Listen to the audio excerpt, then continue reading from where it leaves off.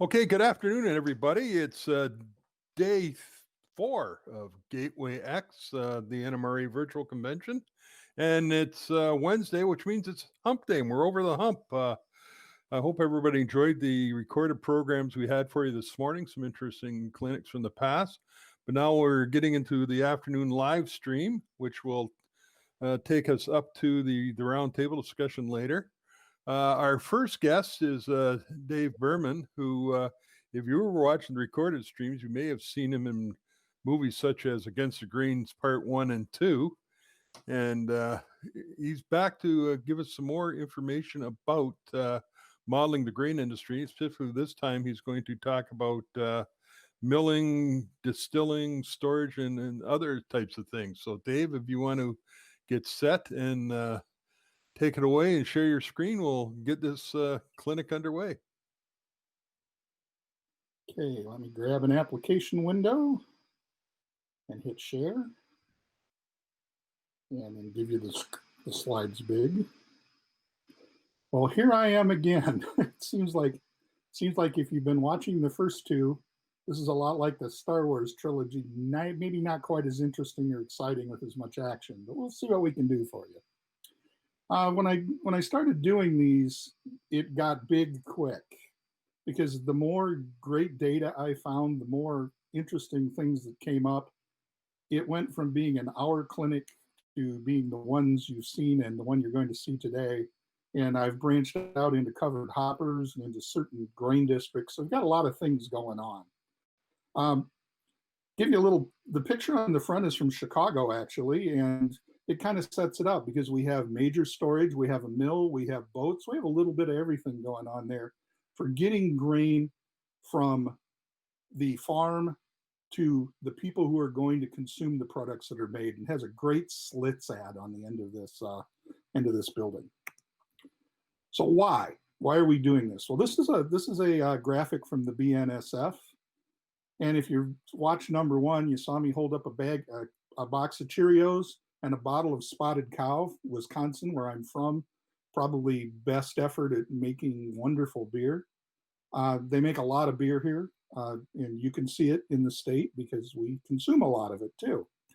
But again, it gives us a little bit of an idea. What's one grain car? 100-ton grain car is going to have enough wheat for 258,000 loaves of bread, 480,000 bags of Fritos. I don't even want to know the weight consumption that may happen. Enough soybeans for 415,000 pounds of tofu, and the one that all of my operators in River Rail like, 94,000 gallons of beer. So we're going to talk a little bit about all of these things and where some of them come from and where they go to. We may not spend a lot of time on each of them, but we'll give you a chance to see a little bit of the diversity of grain. We're going to have to store it along the way. Now, we may be exporting this. A lot of grain grown in the United States ends up in other countries because we can't consume it all. Milling, we're going to do something with it. We're going to make it into flour. We're going to make it into corn oil. We're going to make it into soybean oil. We're going to make it into ethanol.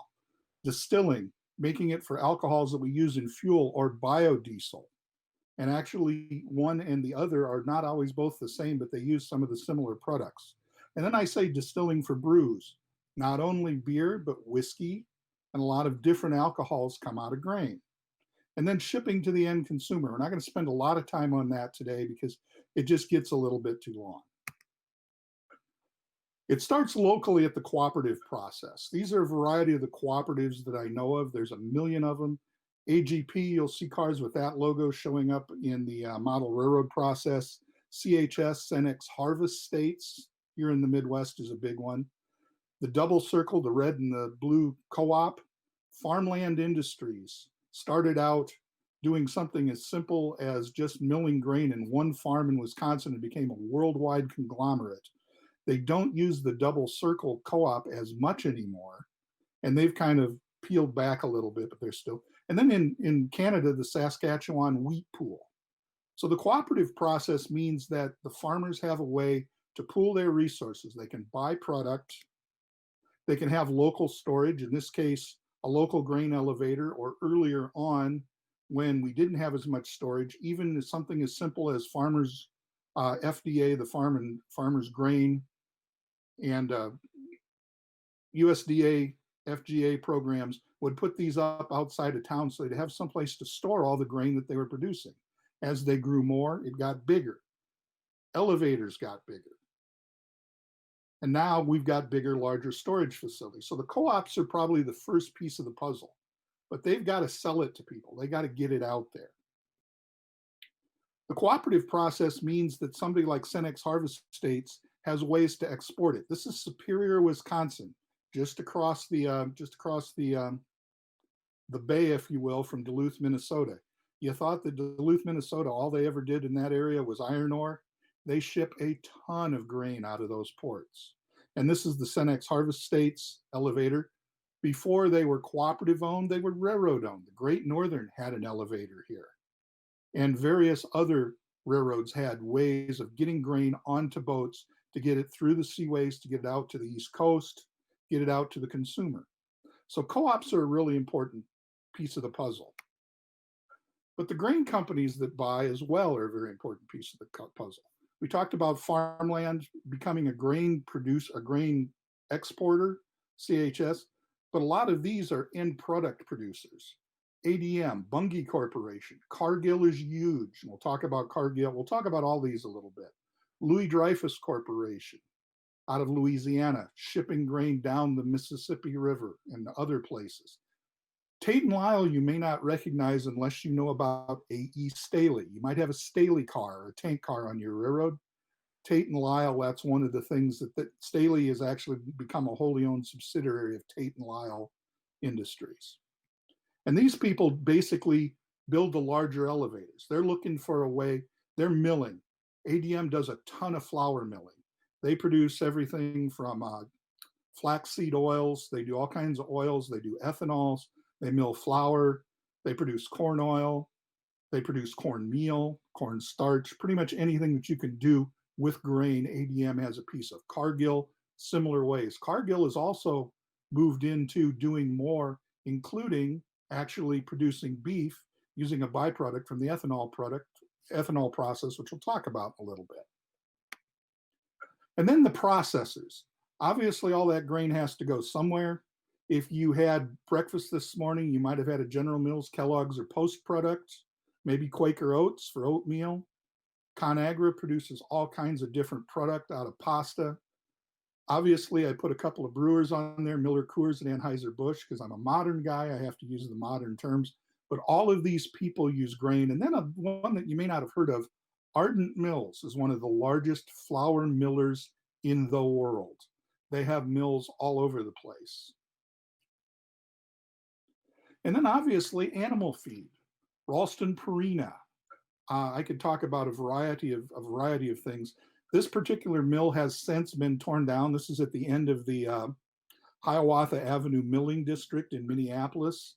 That particular trackage right now, because of its access to light rail, is very, very, very coveted. So a lot of those buildings are going away. So some of the mills are closing. I wanted to throw this picture in just to talk about not all the food goes into human consumption, or not all the grain goes into human consumption. A lot of it ends up in animal feed. So cars moving to a feed mill from an elevator are not uncommon, even moving just a few miles down the trackage. Let's talk a little bit about milling flour. It is a multi-step process. And here you can see the steps that it literally goes through. Obviously, we got to get it in and store it. But one of the biggest things they do with flour milling is clean it. It has to become a consumable product for humans. We don't want to have any impurities. What kind of impurities might you find in grain coming off of a farm? Don't be surprised if you find rocks, dirt, sticks, twigs, pieces of metal and barbed wire, all of which have to be separated out with the grain being cleaned. I'm going to show you a cleaning mill in Minneapolis, St. Paul, actually Fridley, Minnesota, where they do nothing but clean oats. And then it has to be conditioned to be milled. I got a train going by on the railroad outside. I apologize for the noise if you can hear it, but it has to be conditioned. It has to be gotten ready for milling. And a lot of times that's washing or different kinds of cleaning processes to get a little bit more of those impurities out. And then milling. different steps of grinding. We want to take a product that is basically a kernel of grain and turn it into a powder. There are pieces, the hulls aren't going to be part of that process. We just want the germ. We just want the best part of the wheat or the corn. So we're going to mill that. That goes into flour, which has to be stored. So we have a big grain elevator and then dispatched via rail car or truck. Byproducts. Hey, guess what? We have all those hulls. They're great animal feed. We want to use those another way. Sometimes they're used in plant to produce the heat and the energy to mill. So they have to be stored. And if they're going somewhere else, they have to be shipped. So what's a flour mill look like? They're usually very tall because what we're going to do is we're going to take all that grain from those elevators and we're going to take it to the top. We're going to run it through the cleaning process. We're going to mix it together if we have different grades of product. Sometimes we're even blending different grains. Sometimes we do a whole grain flour, which might have corn and wheat and oats in it. And then it's going to go into bins for storage. That's called tempered grain. That tempered grain is pulled all the way back to the top of the mill, gone through a roller mill, and then sifted. And every time it gets milled, it gets sifted again. And then we get down to those final little pieces, that final powdered product that you use to make the biscuits you had for dinner, the bread that you eat, your sandwich right now, maybe. Those processes go on, purified all the way. It may get milled 5 or 6 times. That's why you see grain mills be very tall. They may have 5, 6, 7, 8 floors because all of that milling process is a gravity-based process. And then we get the flour and flour blends. It's going to storage and then shipped out. This is kind of what it looks like in the steps. This is the product that was produced at the ADM Nokomis mill in Minneapolis. You can see that we go from straight hulled grain to a white flour. And that's what we're trying to do. Over process, we may bleach it. We may do a variety of things to it. So as you go, it produces different byproducts that go out of the plant, again in covered hopper cars or box cars in the earlier days. Thought I'd show you some older pictures because, like I say, I'm a modern modeler, but I appreciate the fact that I operate on a group of guys that operate in all eras. This is the mill in Hutchinson, Minnesota. I love this. Hutchinson was such a cool town in BN and GN lore because they had an interesting job that ran with NW5s.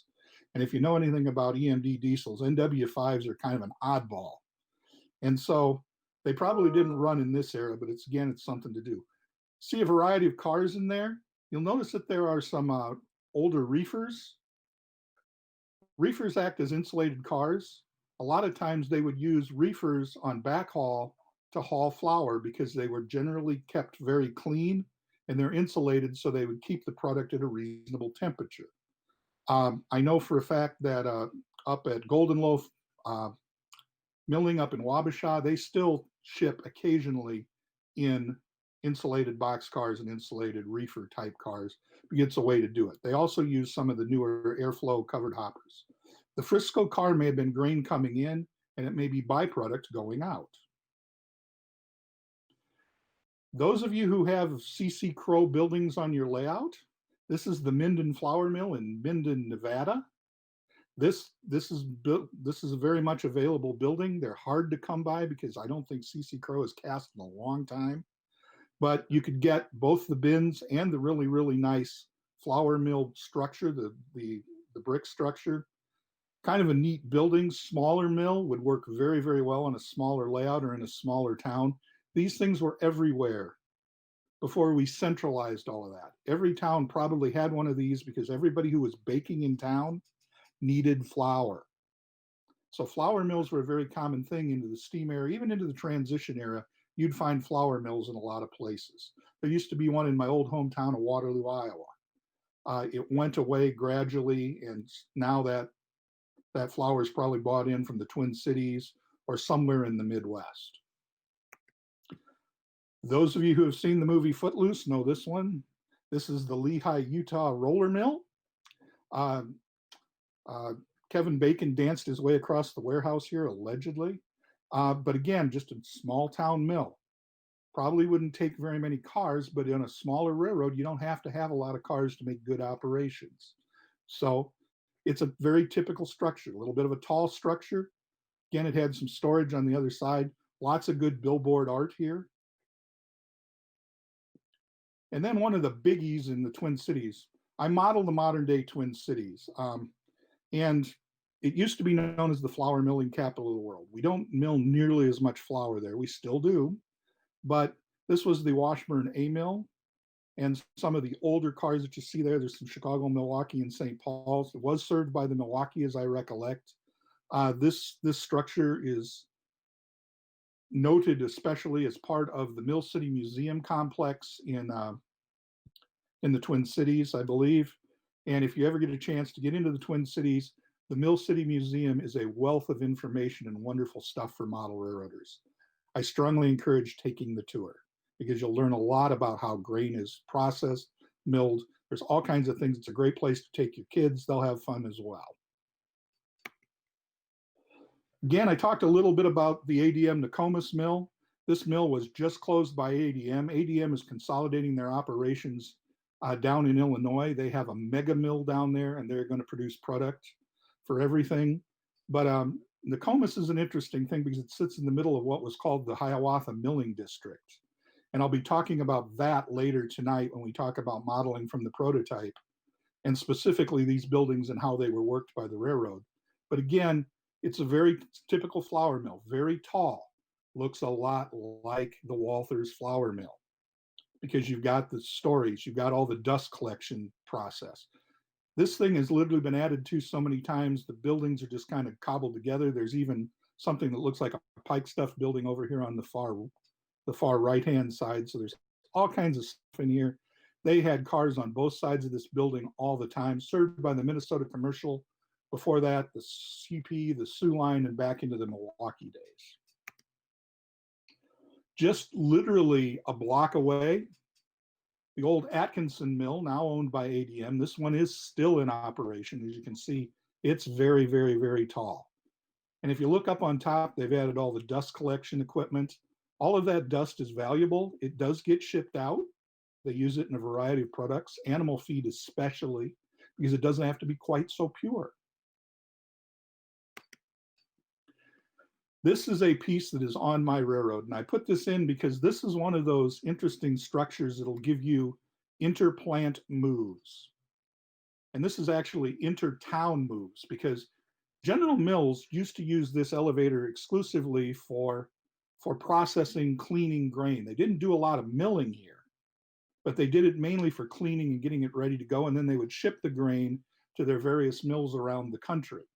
And one of the places that this particular plant shipped to is literally 4 railroad miles south of here in Minneapolis, called Purity Oats, owned by General Mills. Purity Oats is known for producing the wonderful stuff that you eat when you eat General Mills product Cheerios or Lucky Charms, not the marshmallow part of the Lucky Charms, the cereal part of the Lucky Charms, the nutrient parts. Nowadays, they have built this up considerably from when this picture was taken, and they process all of that flour in-house now. So Purity Oats is going to become a condominium complex. Speaking of Purity Oats, oh, I better show. One of the things that Gordy's going to talk about a little bit later this afternoon is modeling from track charts. Anytime I go to a train show, I go to the guy who's selling all the paper and I start thumbing through it, and I find very interesting stuff, like copies of the spot charts for the BNSF. In this case, that General Mills plant. And if you look at all the numbers on there and all the ways of accessing this plant, a switch job operating can get lost in here. All those cars have to be processed. They may have to be cleaned out. If it came in with grain and it's going to go out with flour, it may have to be cleaned. Flour cars may or may not be used for grain, so they may have to be brought in. We may have to pull those cars. We may have to set them off spot because they have too many cars. You can spend a lot of time here. But again, this is Fridley, and it goes to good old Purity Oats. Love this building. Again, all kinds of stuff. Great milling structure, a little bit more storage structure. They also would bag oats here. Purity Oats was pretty much Midwest wide for a long time. I know they had plants in Keokuk and Davenport, Iowa. So they were a big company. I don't know if General Mills took over all those facilities or just closed them. But again, this is going to become housing in a condo complex, I'm told. Um, that little structure down there that looks like a garage with the gray door, that's the car spot. And again, find the right piece of paperwork and you know exactly what kind of cars it takes. The cool part of this is it will tell you what cars go where. It helps you buy. So you don't buy everything. You buy the stuff that's manageable for the place you're going to operate. Again, another big storage type elevator. Not all of the stuff goes immediately to processing. We may have to store it. This elevator is the Cyril elevator. Again, this is on the Hiawatha line, the milling district line. This is actually run by General Mills now. I'm told that this may be on its last days. I'm not 1% sure. It's either this or Elevator T, which we'll show you in a minute. But again, we need someplace to store all that wheat before it gets milled. General Mills does not want to run out of wheat. They don't want to be dependent on a rail car problem stopping their flow. They may want to store a little bit more because they get a good price on it. Again, storage and shipping. All the farms out there in Montana, Kansas, places where we're going to grow wheat and those kinds of products, the Dakotas, Colorado, Idaho, they're not going to be able to store it all. It's got to go somewhere. Storage elevators are where it ends up. This is where the grain companies and the processors get involved. Bunge. This is another Minneapolis structure. I understand they're here again. It's another endangered building. Most of these larger grain elevators in big cities are endangered. Number one, they're a nuisance. People like to trespass in these things. And if you've ever been in an elevator, if they've taken most of the structure out, there are open holes all over these bins. And it is a long way down. I've had a chance to get into this building with a guide, and I was watching my feet constantly when I was looking at this building. Again, another building that's going to be on my railroad. There's a ton of great pictures out there of this. An older picture and one of the newer pictures. As you can see, it has shrunk a little bit. And they are shrinking, all these elevators. If they aren't disappearing, they're taking down a lot of the space because they don't need as much. The electric steel elevator, again in Minneapolis. This one sits tucked between the BNSF Midway sub and the BNSF St. Paul sub. Both sets of main lines used for different things to keep the traffic flowing. The CP uses both of these tracks as well. The Minnesota Commercial runs on these tracks when they're doing transfers. There's all kinds of traffic, hence the reason I like the Twin Cities. This elevator is pretty much gone, if it isn't totally gone. This sits right next to the University of Minnesota. You see some of their parking lots in the background. The U of M built a new football stadium. They needed parking more than the company needed to pay the property taxes on these elevators and the ability to store. They have been removed. One of the problems is these things go away. This one is just short of the BNSF Northtown Yard in Fridley, actually probably in Minneapolis, just over the border. This is the Viterra elevator, still served by both the BNSF and the CP. I suspect this one is pretty much an oat or barley elevator, doing specific milling or specific processing for brewing, particularly if they're doing barley. I haven't been around to ask anymore. If you go in and ask somebody something, the first thing they're going to ask you is, why do you want to know? And then I have to bring in my model railroader and explain and show them a couple of pictures. And usually they'll tell me. I have had people tell me, no, we don't going to release that information. But again, sometimes you can get some cooperative people. Sometimes it's a switchman, what's in the cars. Sometimes they'll hand me a switch list and I can see what the lading is. Helps you out a little bit. And then we got to be able to export it. Again, this is one of the Louis Dreyfus elevators in Portland. There are a lot of these in Portland. The Columbia River is a big way to get seafaring ships inland so that they can be loaded. I throw this picture in because I wanted to, I missed it. I'll be back to it in just a second. I throw this one in because here again, if you need a bigger elevator and you want to build a bigger elevator, storage is a good way to go. Say a lot of cars come here to get stored. You have a dumping facility, you have a loading facility. You can have cars in and out all the time. In my world, it's the Mississippi River. If the BNSF is a half block away, the Mississippi River is a block away from my house.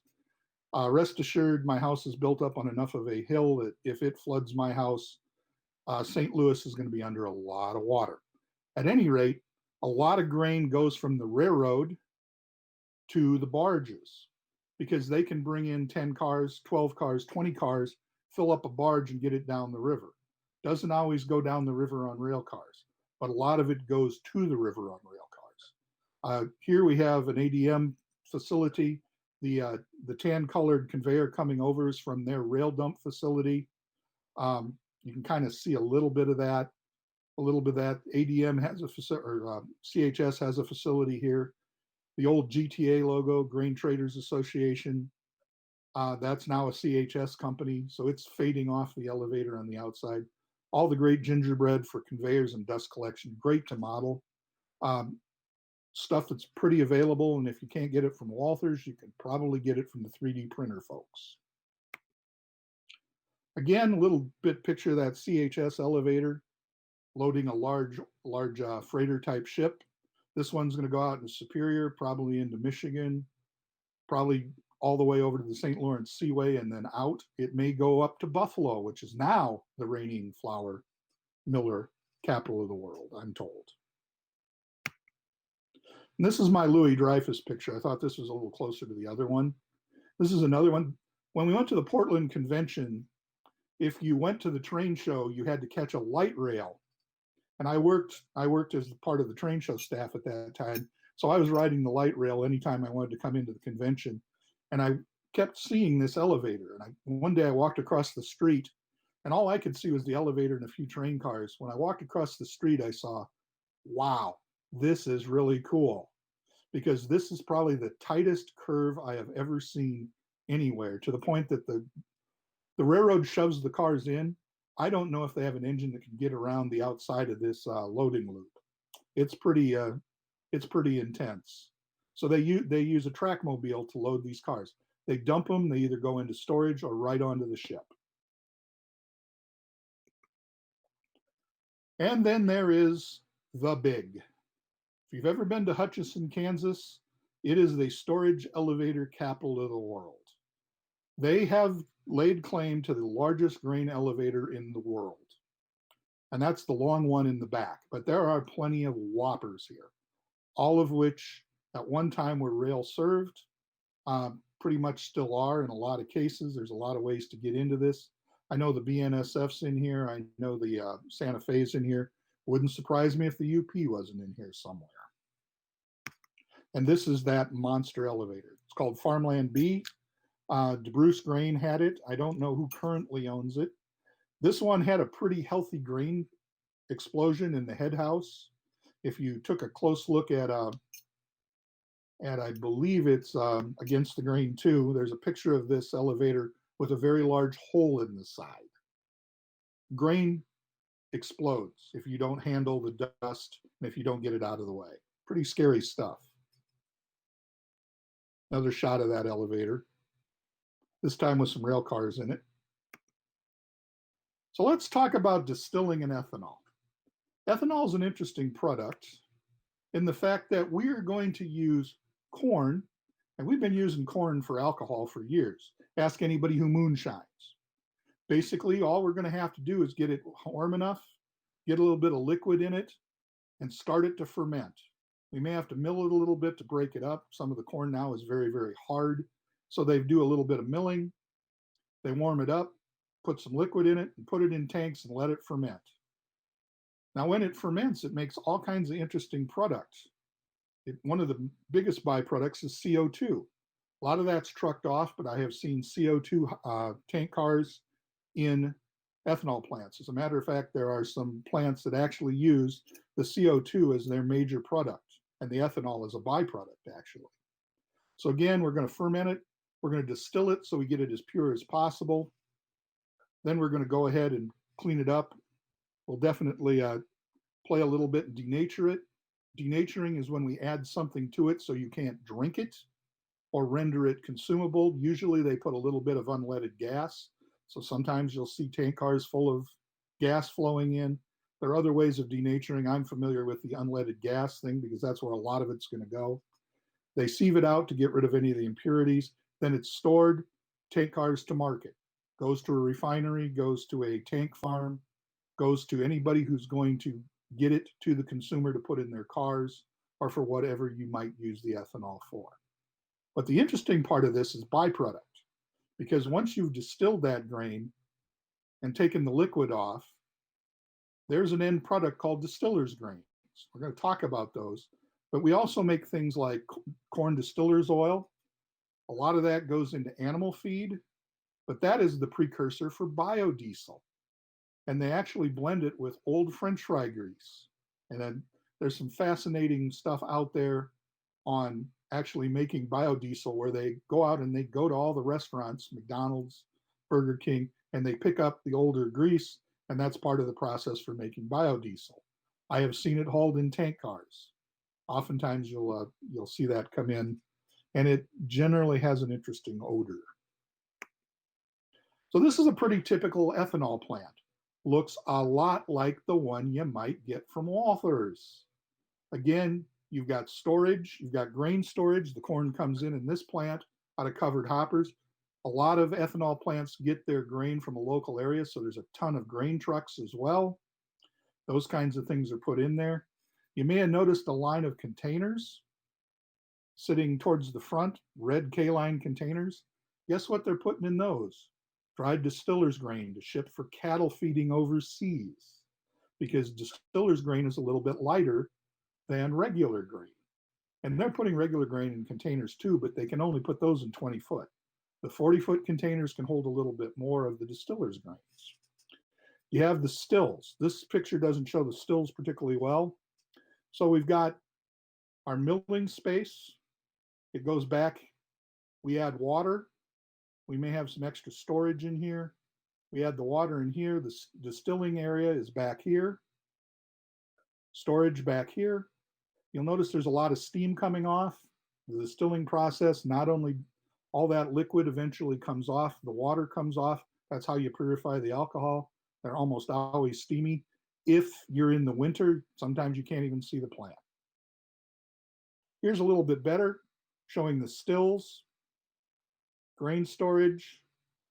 Again, there's some processing going on here, different kinds of additives for water, and then it's actually pumped over to the areas. And in this case, they may also be producing biodiesel. Looking at the tanks, there may have been some biodiesel. There's some cooling involved because obviously there's a lot of heat, so they have to regenerate a lot of that steam and water. They're reprocessing a lot more at this plant. This is a Flint Hills Resources plant.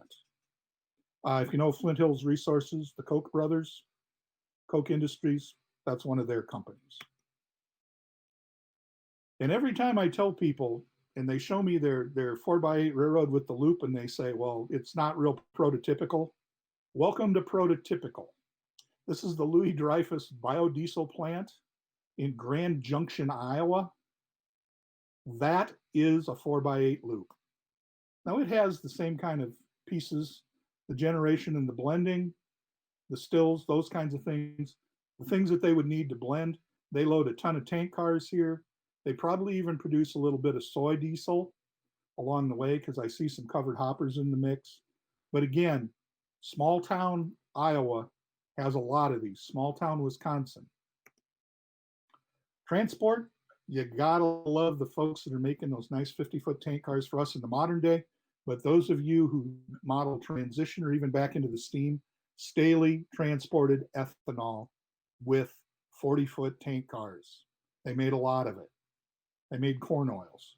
So tank cars for you are just a little bit different than the ones I like, but they're out there. Again, let's show a little bit of Staley. A little bit older tank car. I don't think this is ethanol or this guy would be overcome by it. I suspect this might be corn oil, but I threw the picture in to show you a little bit of the loading process. Again, If it's a clean product, there's probably a covering over the loading so you don't have to show all the pipes and tubing. Ethanol for auto consumption, not as crazy. Walthers makes this exact structure perfectly. They even make the drip pads and some of the padding. You see that you've got a nice pipe bridge as well. Lots of ways to put some nice gingerbread on your railroad if you're going after your prototype modeler's certificate. Building an ethanol plant to scale would be a wonderful way to do that. And there's a lot of kits available to get you started, but there's a lot of things that you can add to the mix. Again, you see the drip pads. We don't want any of that going into the ground, into the groundwater. Groundwater is pretty precious around here, so we want to make it and keep it good. Byproducts, dried distiller's grain. Looks a lot like corn, doesn't it? But it's much finer. This is the dried stock. This is basically a powder. And we're going to load it into covered hoppers. Bigger covered hoppers because it doesn't weigh as much, so we can get away with 4 bays. Trough loading because it's going to come down just fine. This is at Badger States Ethanol, a Wisconsin plant down by Monroe, Wisconsin, just north of Freeport, Illinois, served by the WSOR. So it's definitely out there. And then there are these things. One of my friends called me from taking the California Zephyr, and he was going through a tumble, and he goes, "Why are there coal hoppers covered in tarps?" And I said, "I don't know. Let me check." Took me a while, but I discovered that wet distiller's grain is shipped in cars like this. A couple of things you need to know about wet distiller's grain. It does not have a long life. Excuse me, they don't bother to dry it. So as it dries, it gets very hard. That means hard to get out of the cars. They have car breakers for the bigger dry distiller's grain. If that gets caught, if they actually put a wand down in the car and dig it out like a backhoe to stir it up. But these things, if it gets hard, it's like concrete. The aluminum hoppers help with that, but they got to keep it from drying out. So they have these really nice covers. A number of people have 3D printed these covers. The one that I know specifically is Protoloads. Those of you in N-Scale, Kato makes this car. The HO guys aren't fortunate enough to have it yet. I lobbied with Kato a bunch. They still aren't doing it. Wish they were. But we can do it in 3D printing. It might be a little bit pricier. I think over time we'll get some better solutions. Distilling and brewing. You'd be hard pressed to build a Coors brewery if you didn't selectively compress. These guys eat grain and pump out product like nothing you've ever seen. In the older days, they would actually ship tank cars of what was called roe, which was beer that needed to be finished, out to the East Coast to their brewery in Virginia to finish the distilling process. Because if you say it's Rocky Mountain spring water, it had better be made with Rocky Mountain spring water, and you're not going to get that in Virginia. So they were actually shipping beer. It came off the BNSF to the Norfolk Southern, and the tank cars were interesting because they had a manway on top of the manway where you got all the railings. There was a locked box. You couldn't get into one of these cars. Not that you'd want to drink roe anyway. But I figured you needed to see a brewery that's a little bit more modelable. So I went down the road a piece. Welcome to City Brewery in La Crosse, Wisconsin. If you have ever drank Old Style or Blatz, it came out of this facility. Old Style was bought by another brewer, and they took that over to another set of breweries. I think Stroh bought it. I'm not 100% sure. They're the folks that do Slits. They no longer brew Old Style here. They brew other products. Lately, they've been a contract brewer. If you've had an Arnold Palmer alcoholic iced tea or regular iced tea, it's probably made in this plant. I know they were doing the Jack Daniel's Lynchburg lemonade for a while. They did not your dad's root beer. They've done a ton of things in this plant. Scheduled coming up in 2022, they're taking over the brewing of Pabst Blue Ribbon. So they're going to have a lot of big processes. So they're brewing plus they custom brew for a number of microbreweries and other people. So there's always tank cars, sweetener tank cars, water tank cars. You may wonder what corn sweetener does in the beer process. It kicks up the ability to ferment beer. They put it in with the grain, and you've already got sugar in there. You start to heat it up, and the sugars start to become fermented, and you get a little bit better grade of beer. Helps light beer processing. Isn't quite as important with regular beer. But this is a wonderful place. This is served by the BNSF. They run a local down here a once a night, sometimes every other night, depending on what their carload looks like. Again, tank cars galore, but, and this is their structure, they also put in spent grain. Anytime they're brewing something, they haul out the spent grain, but they also get grains for brewing. So there's all kinds of stuff going on. They use a track mobile because to get the BNSF down here every time they want to move a car, probably not going to happen. So they use a track mobile, but the BNSF brings in the cars. And like I say, it's kind of a small local job, but usually they have between 4 and 10 cars a night. It also runs with a caboose because they have to back down to this plant. So it's kind of an interesting job. I've got the diagrams for this if anybody is curious and may want to see. It would be a great shelf layout job if you just wanted to do a one railroad job. And so I end this. I'm gonna end a little bit early this trip because Speed told me yesterday 45 minutes, so I'm gonna stay on it. I saw this. This was an elevator in Canada, and these things aren't light.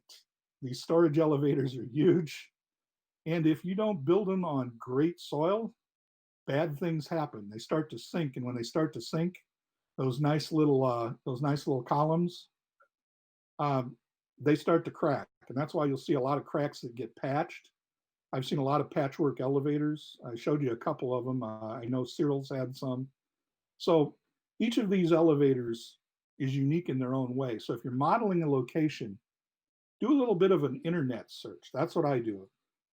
I'm close enough to the Twin Cities. If I want to go see something, I can go up there and see it. But if it's been torn down, where am I going to find that information? Well, the state of Minnesota archives historically significant buildings, and they send out photographers to document those.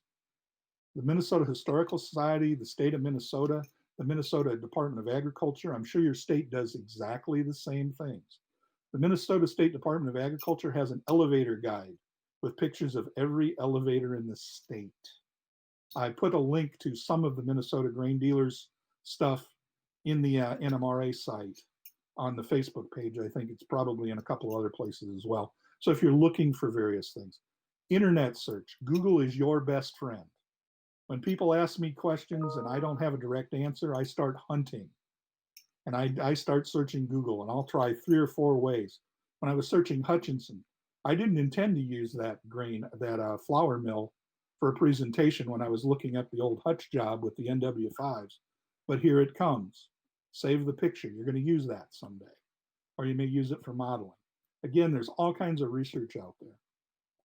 So this is pretty much where I'm going to stop and maybe take some questions. We went through it fast, I know.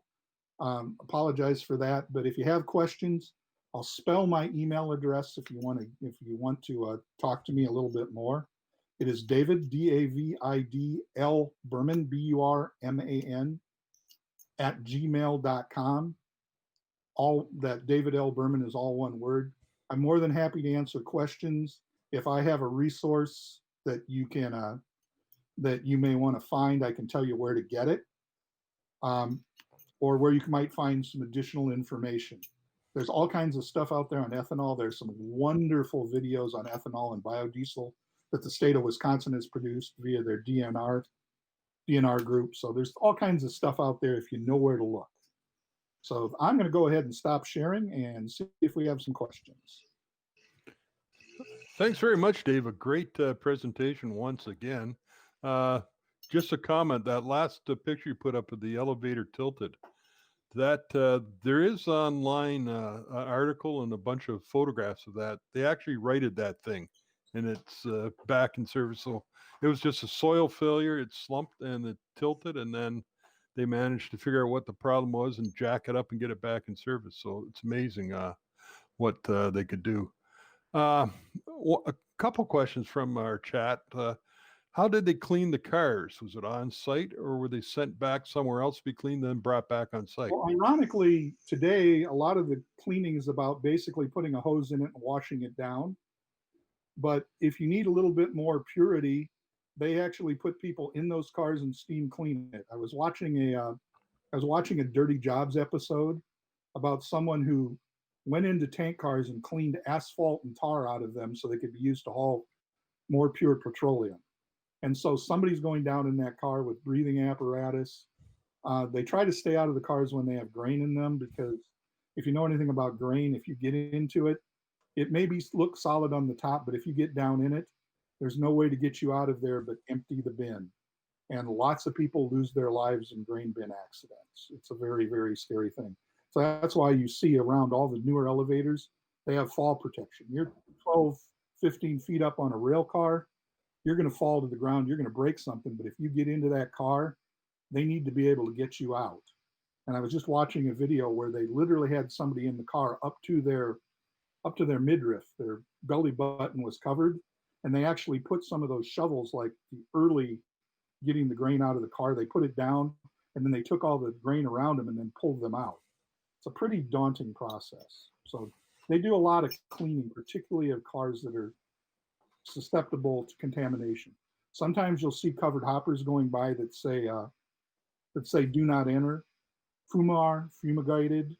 They do a lot of things to get rid of insects and such in flower cars so they don't have impurities. Okay.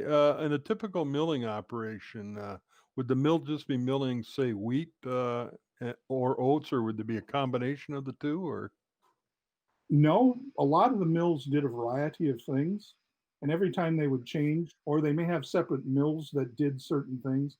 Nokomis did a lot of wheat. I know they did oats and soy. ADM mills all kinds of flour, and if you go to any natural food store, you can find flour made with everything. So a smaller mill, it might be easier to clean and do the process. A bigger mill may concentrate specifically on things. That General Mills mill in Fridley, the last I knew, all they were doing was oats. They were cleaning other grains, but all they were prepping for predominantly anything more than just cleaning the grain was oats. So again, it depends on the product. It depends on what they're trying to do, what the company wants to do. Ardent Mills, I didn't show you an Ardent Mills thing, but the mill up in Hastings, I know, does a lot of product specifically for bakeries. And I suspect they mill an awful lot of things specific to the buildings and the silos that are near those buildings. So they may do wheat, oats. Not so much corn flour in bread, but rye is another one that you might find. Got to have that pumpernickel. Somebody's asked a question. Where do you come across the brewery track diagrams, that type of thing? The brewery track diagrams. Well, like I tell people, when I go to train shows, silent auctions, swap meets, I look through the guys who have the paper, because there's always somebody who's dumped some railroad paper in that stack. And I found a Minnesota commercial timetable that had the diagrams for the Hiawatha Milling District. I found through, I happen to see on the table, the BNSF, it's the Minneapolis-St. Paul Spot Guide, which is where I got the Purity Oats and the Fridley Mill. Other times I have a few friends that work for the railroad, and if I ask them to do something, they'll photocopy something for me, and you don't know where you got it, so I won't use their names.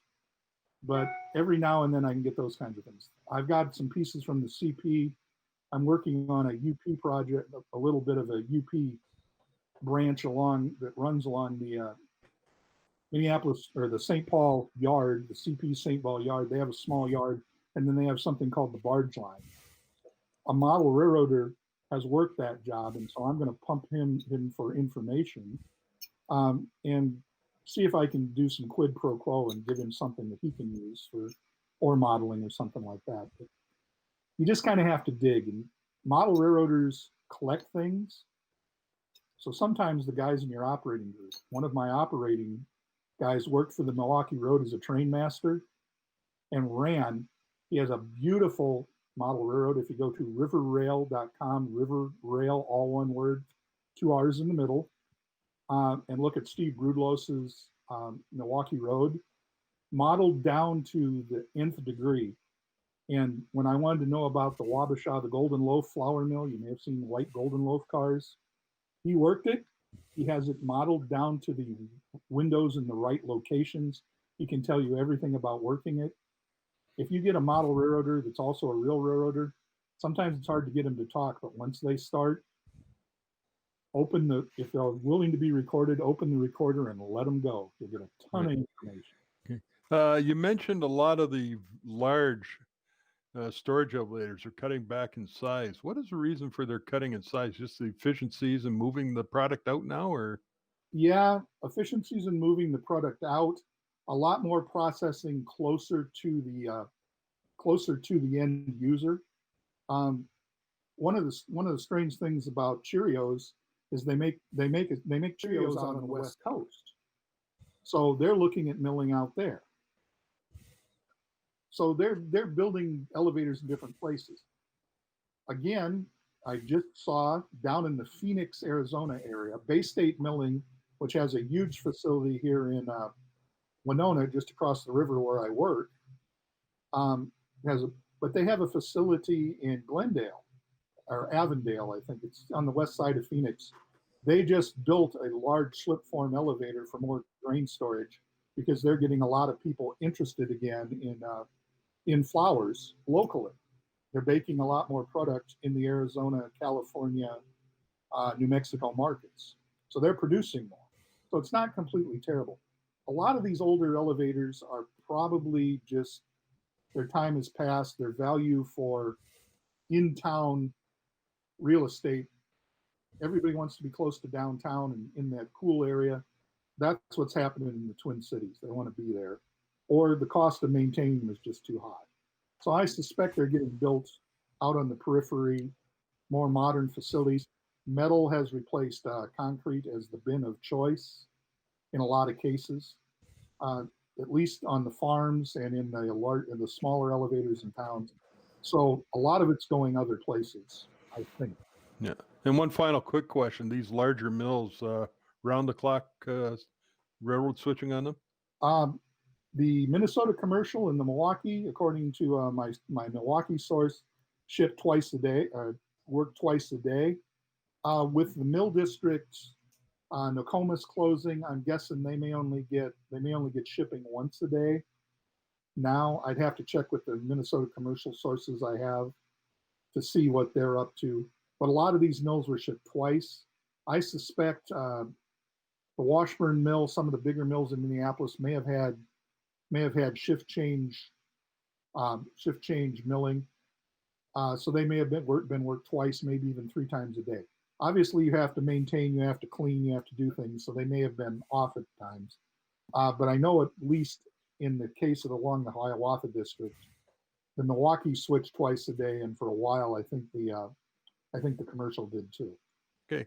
Well, very good. Thanks a lot, Dave. Appreciate it. Another interesting one, and we look forward to your next one on getting this product down the river. Looking forward to that. So thanks very much. For a reminder, everything you see here today is being recorded. It will appear on the NMRA site and the YouTube site in bulk right now and later be edited into individual sections. So if you missed something, check back there. So thanks, David. We'll talk to you later.